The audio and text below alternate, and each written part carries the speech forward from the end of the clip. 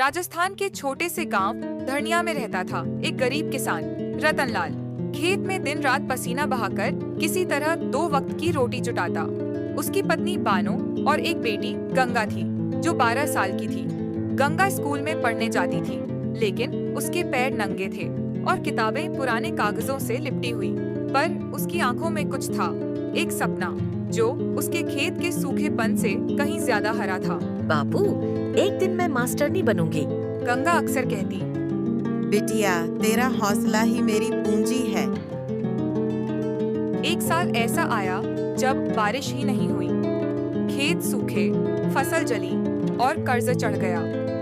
गांव के जमींदार ने धमकाया, अगर कर्ज नहीं चुकाया तो खेत ले लूंगा। रतनलाल टूट गया, पर गंगा नहीं। उसने माँ से कहा, मैं मजदूरी करूंगी पर पढ़ाई नहीं छोड़ूंगी। गंगा स्कूल के बाद लोगों के घर बर्तन मांजती, गायों को चारा डालती और साथ ही पढ़ाई भी करती।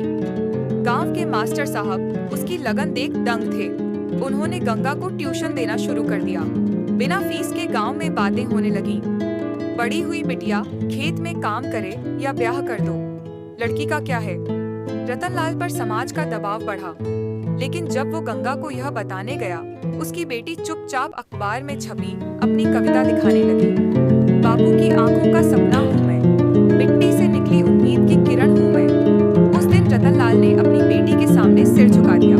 गंगा ने 10वीं की परीक्षा में जिले में टॉप किया। सरकारी छात्रवृत्ति मिली। अब वह शहर पढ़ने जाने लगी। सुबह अखबार बेचती, दोपहर में कॉलेज और रात में बच्चों को ट्यूशन पढ़ाकर अपनी फीस भरती। एक दिन राज्य लोक सेवा आयोग RPSSC की परीक्षा में उसका चयन हुआ। राजकीय शिक्षक बनी। जब गांव लौटी तो वही लोग जिनके घर में वो बर्तन मांजती थी, आज फूल मालाओं से उसका स्वागत कर रहे थे। मेरी बेटी अब मेरी गुरु बन गई है। रतनलाल ने मंच से